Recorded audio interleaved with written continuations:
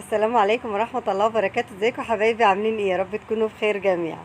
النهارده هنعمل مع بعض شوية عدس بالشعرية، يا رب يعجبوكم. اولا احنا في الحر قوي، انا عارفة ان العدس ما بيمشيش في الحر، بس ده انا عاملاه قبل الحر ما يهجم علينا قوي كده. كل سنة وانتم طيبين وربنا يعدي الايام اللي احنا فيها على خير يا رب. زي ما انتم شايفين انا حطيت نص كيلو من العدس وغسلته كويس وحطيت مية للسوا، وقطعت بصلاية وجزراية وشوية طماطم. انا بحب اكتر الطماطم للعدس.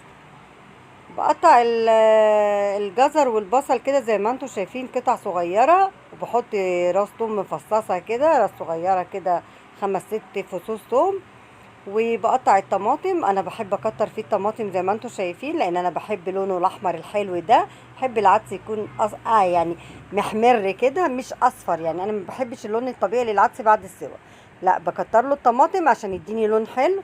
وطبعا بنكتر السمنه بقى او الزبده او اي حاجه هنعمله بيه. انتوا عارفين العدس ده يعني زبده وسمنه بلدي. زي ما انتم شايفين كده انا حطيت شويه من الزيت صغيرين في طاسه، وهحط عليهم كام مكعب كده من الزبده عشان احمر الشعريه. زي ما انتم شايفين انا حطيت العدس على النار، ومستنيه بال ما يستوي اكون حمرت الشعريه وركنتها، لان انا فعلا مستعجله. بحاول اخلص كله مع بعضه كده عشان على بال ما العدس يستوي هضربه بالهاند بلندر على طول، وهحط عليه الشعريه.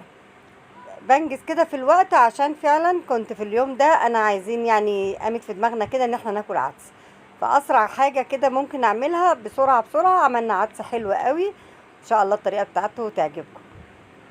بس كده حبايبي بقلب الشعريه. حطيت كوبايه واحده كده من الشعريه، مقدار كوبايه، وشويه زيت صغيرين مع كام مكعب كده من الزبده، يعني معلقتين كبار كده زبده حلوين او سمنه المتاح عندك. بحمرها كده وايدي فيها عشان خاطر ما تاخدش يعني تبقى لون ولون، لا توحد اللون بتاعها لغايه ما تبقى ذهبي وحلوه. بس كده يا حبايبي من وقت للتاني بروح مقلبه الشعريه بتاعتي، وبشوف العدس برضو بطمن استوى ولا لسه. هو العدس ما بياخدش وقت في السليق بتاعه او في السوا بتاعه. بس كده زي ما انتم شايفين الشعريه هي هتبتدي تلون.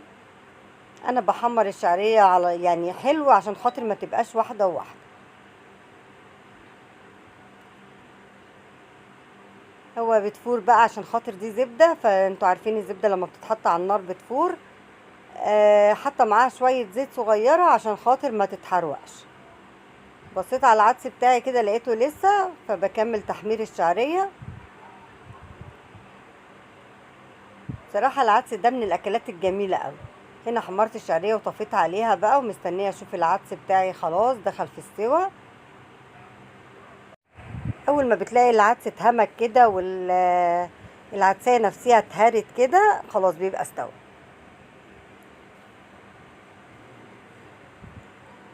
كده خلاص انا طفيت على العدس، هاخده بقى عشان اضربه بالهاند بلندر.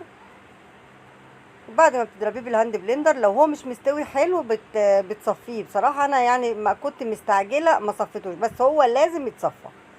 عشان الطماطم بقى بتطلع حاجات اللي هي القشر بتاعها الرفيع دوت والبصل وكده. بس انا فعلا كنت مسويه زي ما انتم شايفين وهتشوفوها هوريهولكم. ما كانش فيه اي حاجه. الهاند بلندر بصراحه يعني ضربه ضربه حلوه قوي.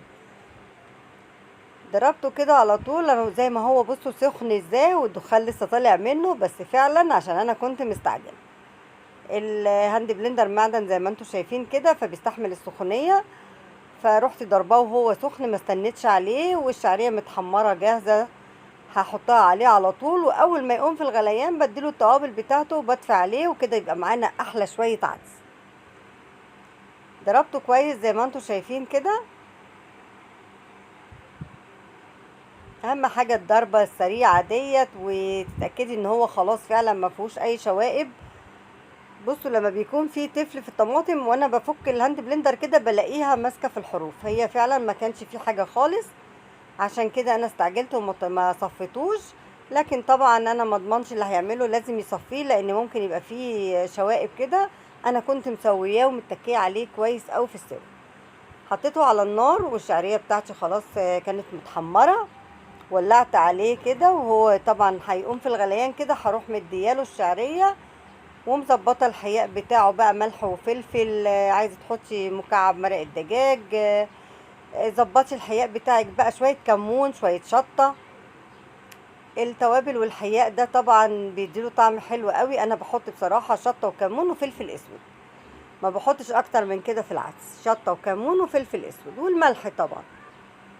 كده كان بيسخن على النار عشان خاطر لما احط الشعريه. انا هنا لقيته تقيل شويه، رحت حاطه كوبايه ميه زي ما انتم شايفين كده، عشان لسه لما الشعريه هتستوي هيتقل شويه كمان.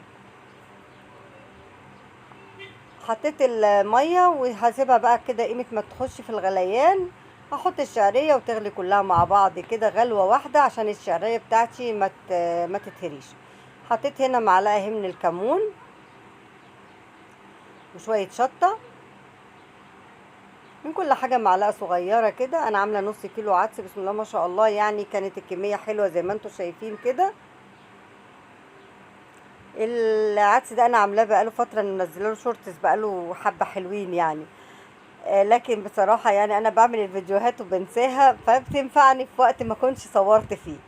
زي ما انتم شايفين انا بقالي 3 مرات انزل فيديوهات كانت متسجله عندي وانا ناسياها على التليفون، فلقيت التليفون بقى خلاص هنك كده، فقلت لا انا خاف الفيديوهات ديت بقى عشان اريح التليفون شويه.